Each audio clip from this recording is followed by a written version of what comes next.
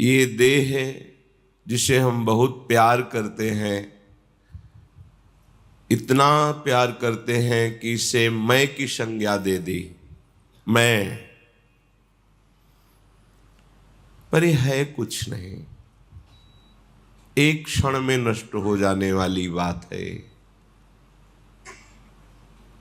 तत्रापि दुर्लभम मन्येत वैकुंठ प्रिय दर्शनम।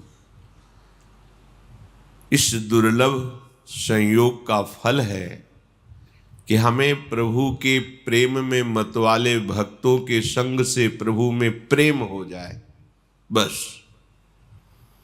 मनुष्य जीवन की दुर्लभता, धाम की ऐसी महामहिम कृपा, श्री लाडली लाल का ऐसा अनुपम अहेतुकी दुलार कि अपने जैसे घोर माया आसक्त जीवों को श्रीधाम की महामहिम रज में बैठने का सौभाग्य, श्रीधाम वृंदावन में आने का सौभाग्य और साधु समागम अत्यंत दुर्लभ। धन मिल जाना, कामनाओं की पूर्ति हो जाना, ये कोई खास बात नहीं है। सुत दारा धन लक्ष्मी पापियों के घर होए, संत समागम हरि कथा तुलसी दुर्लभ दो।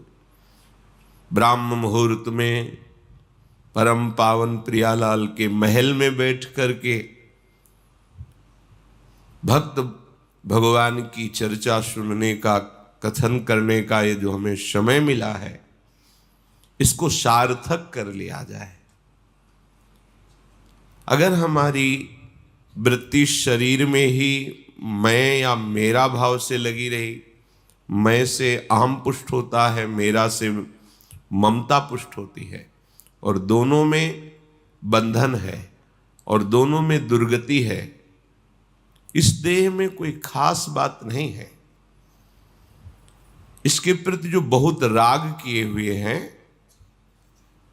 देह स्थिमांस रुधिरे भी मतिम त्यजत्वम जाया सुतादिषु सदा ममताम विमुंच पश्यानिशम जगदिदम क्षणभंग निष्ठम वैराग्य राग रसिको भवभक्ति निष्ठा।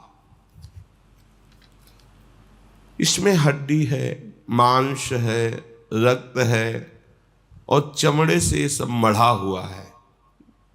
कोई गोरा चमड़ा, कोई काला चमड़ा, चमड़ा है ऊपर। इसमें यदि आप अहम मम, अहमता ममता इसी में कर बैठे तो जो आप सुख चाहते हैं, आनंद चाहते हैं, विश्राम चाहते हैं, शांति चाहते हैं, अविनाशी होना चाहते हैं, मैं मरूं न कभी, वो सब नहीं प्राप्त हो पाएगा। ये शरीर मरने वाला है, ये शरीर दुख देने वाला है, इस शरीर में मैं मेरापन करके घोर चिंताएं प्रकट होंगी, बड़ा ही विषाद, बड़ा ही संकट, विपत्ति, ये सब शरीर देने वाला है। इस शरीर से ममता करना बिल्कुल बिल्कुल गलती है। इसको उचित आहार दे दो और शास्त्र सम्मत इससे कर्म कराओ और खूब भगवान का भजन करो। इस लोक में भी परलोक में तुम सदैव सुखी रहोगे, प्रसन्न रहोगे। अन मांगे आगे आवेगो, ज्यों पल लागे पल को। जैसे पलकें तुम नहीं बंद उठा रहे हो, वो अपने आप बंद होती है, अपने आप उठती हैं। जैसे दिल अपने आप धड़कता है, ऐसे ही ये सुख, साम्राज्य, शांति अपने आप आपके पास आ जाएगी। अन मांगे, मांगना नहीं पड़ेगा, आपको केवल भक्ति निष्ठा हृदय में धारण करनी पड़ेगी। भक्ति निष्ठा तभी प्राप्त होती है जब हम राग रहित होते हैं, वैराग्यवान होते हैं। वैराग्य शब्द सुनते ही मन ऐसा कुछ भावना करता है कि संसारिक कपड़े उतार के ये भागवतिक भेष धारण कर लेना, मानो वैराग्य का यही स्वरूप है। ऐसा नहीं है। जहां भी हम जाएंगे शरीर को लेके जाएंगे ना, और शरीर में तुम्हारी प्रियता है तो तुम रागी हो, बैरागी नहीं हो। चाहे बिल्कुल एक भी कपड़ा ना पहनो, दिगंबर हो जाओ, नंग धड़ंग घूमो, शरीर में अगर राग है अहमता ममता का, तो आप वैरागी नहीं हो। और भगवत विधान के अनुसार आपको बहुत अच्छे अच्छे कपड़े मिले हैं, सुख सामग्री है प्रारब्ध के अनुसार, पर आप उसे भगवत प्रसाद समझकर शास्त्र संयम से बर्ताव करते हैं और प्रभु का नाम जप करते हैं, कहीं कोई प्रभु के सिवा प्रियता नहीं रह गई है, तो आप सच्चे वैरागी हैं। वैराग्य का तात्पर्य शरीर राग त्याग से है। हम वैराग्य का तात्पर्य ले लेते हैं बाहरी त्याग से। कहीं भी जाओगे, गुफा में रहो चाहे वृक्ष के नीचे रहो, आश्रय तो लेना पड़ेगा। कहीं भी जाओ उधर पोषण के लिए अन्न तो लेना पड़ेगा। कहीं भी जाओ शरीर की सुरक्षा व्यवस्था तो करनी पड़ेगी। अगर ये बात है तो वैराग्य किससे किया है? बस विवेक पूर्वक समझो, ये शरीर कोई चिदानंद वस्तु नहीं है।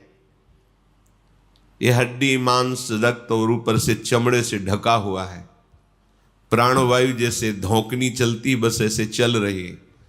इसमें जो खास बात है, हर श्वास में राधा राधा राधा, ये खास बात है।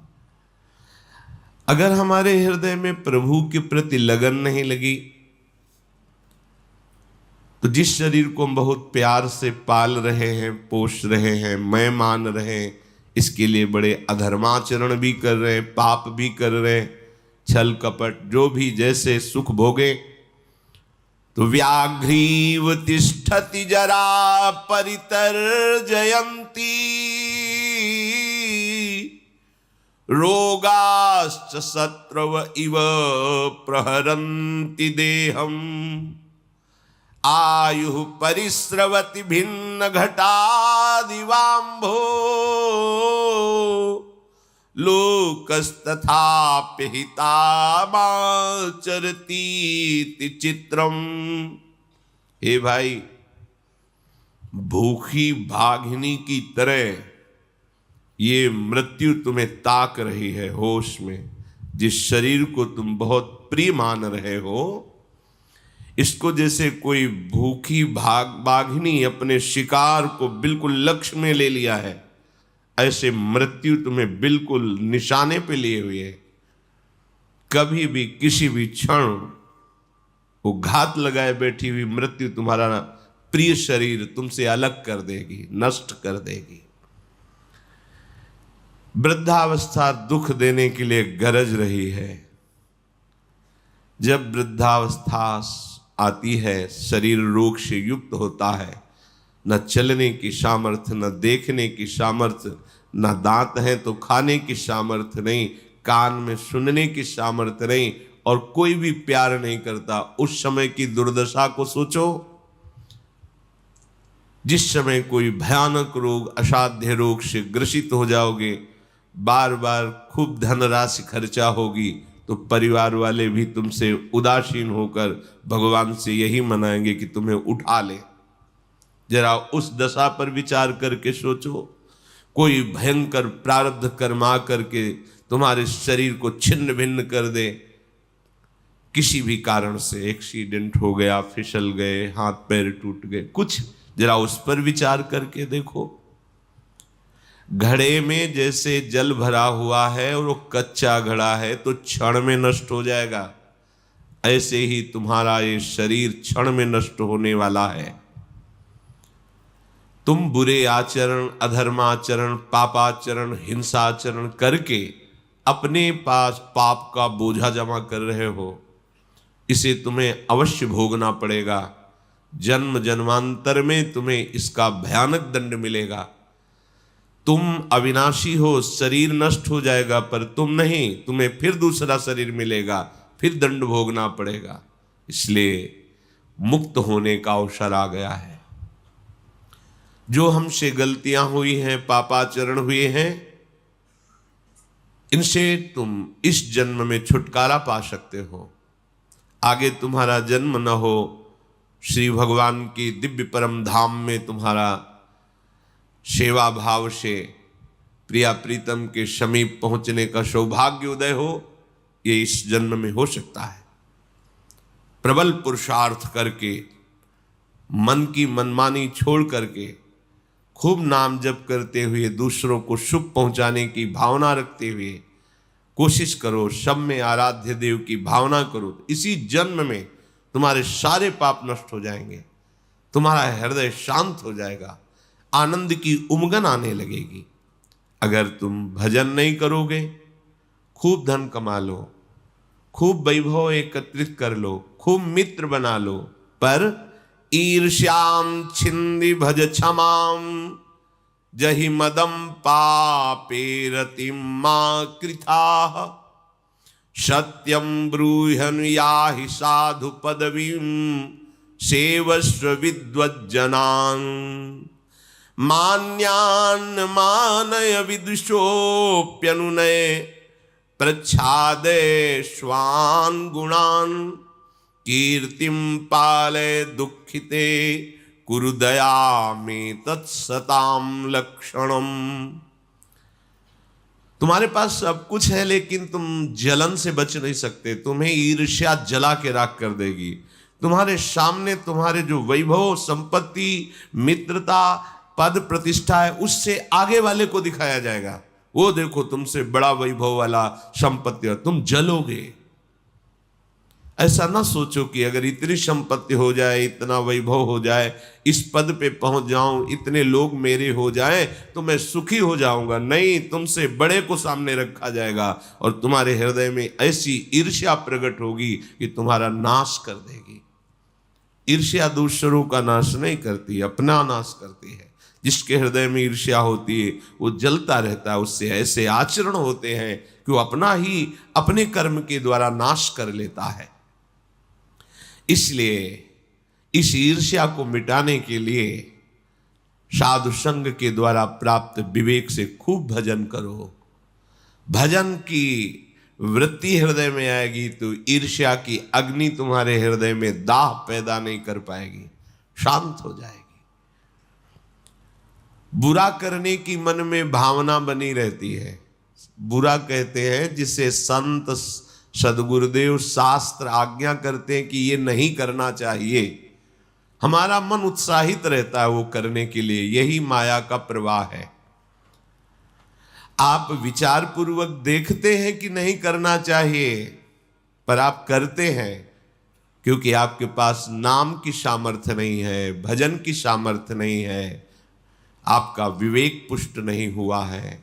इसलिए ना चाहते हुए भी मन बुद्धि के द्वारा ऐसे काम हो जाते हैं, ऐसी क्रियाएं हो जाती है जो हमें दुर्गति भोगनी पड़ती है। इसलिए भजन के बल से बुरे आचरण को त्यागो, भजन के बल से ईर्ष्या त्यागो, भजन के बल से बुरे आचरण त्यागो।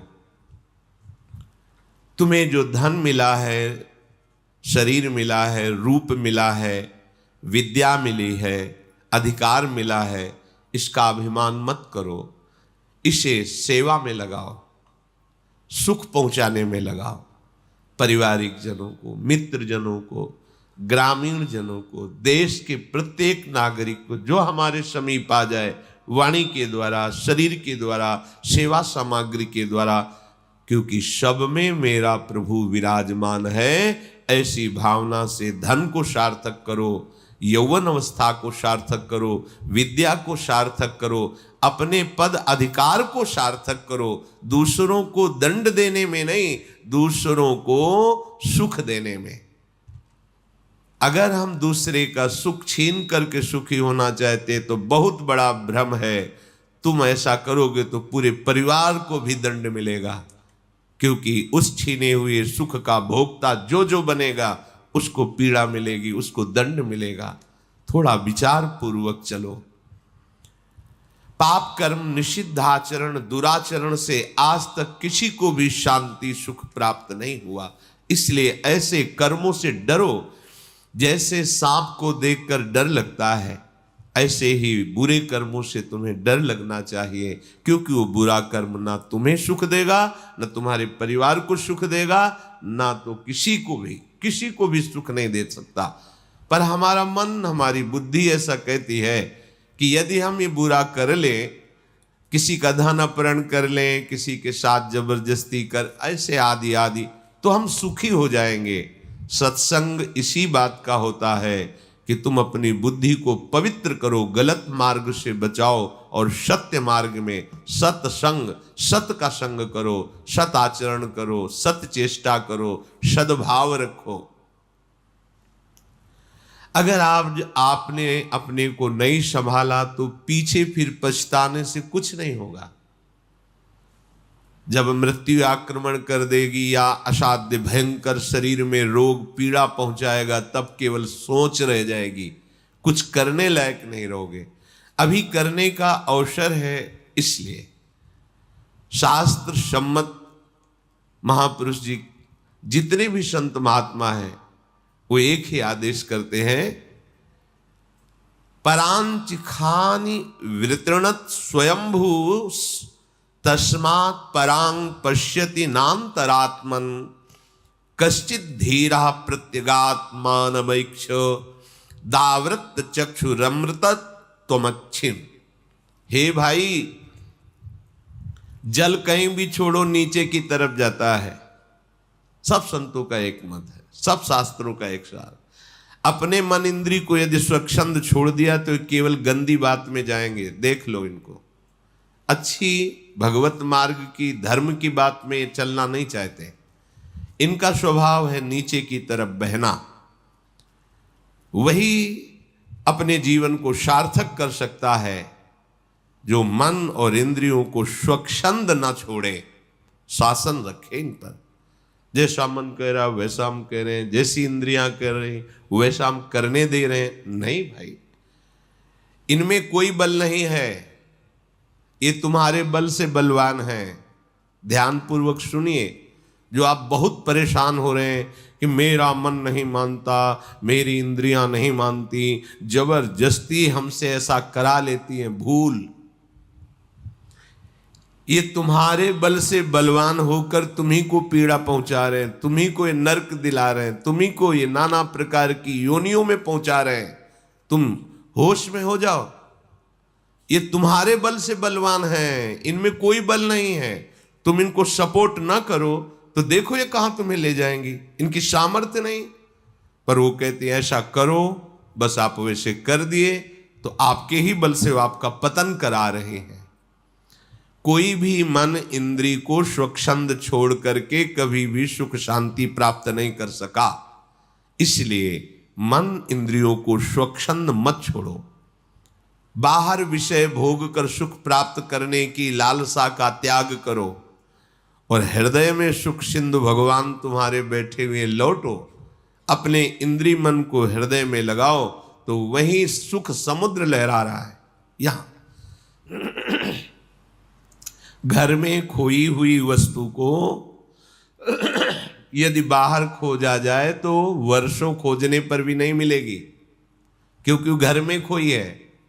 तो घर में प्रभु बैठे हुए, बाहर खोज लो नहीं मिलेंगे, लौटना पड़ेगा।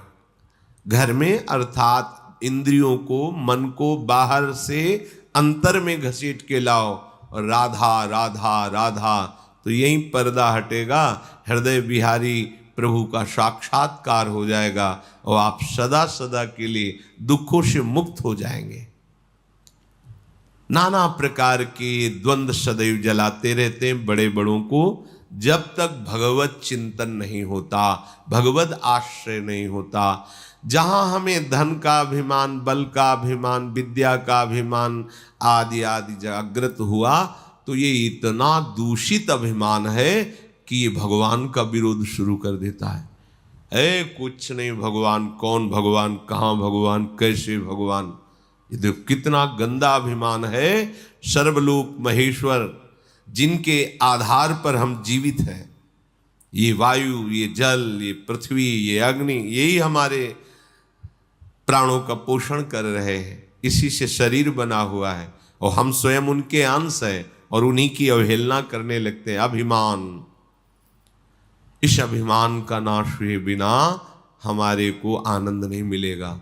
आनंद का अनुभव कराने के लिए, इस अभिमान को गलित करने के लिए सत्संग हो रहा है।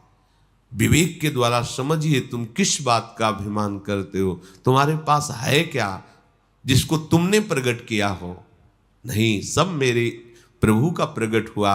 हर वस्तु, अग्नि को प्रभु ने प्रकट किया, वायु को प्रभु ने प्रकट किया, आकाश को प्रभु ने, जल को, पृथ्वी को, उसी पंचभूतों से शरीर। और ये जो मैं कह रहा है, अंतःकरण धर्म में अहंकार, इसको भी जो बल मिल रहा है वो प्रभु से। और जो अंश है जीव, वो भगवान का ही अंश है, भगवत स्वरूप है। तो तुम्हारी सत्ता क्या है? यदि तुम प्रभु की अवहेलना करते हो तो कितना बड़ा अज्ञान करते हो, कितना बड़ा अपराध करते हो। पर अज्ञान, अपराध ये कहीं भास ही नहीं रहा है, बस मूढ़ता लिए हम दौड़ते चले जा रहे हैं। इसलिए सावधान होकर एक एक श्वास प्रियालाल के नाम में, प्रियालाल के चिंतन में लगाइए।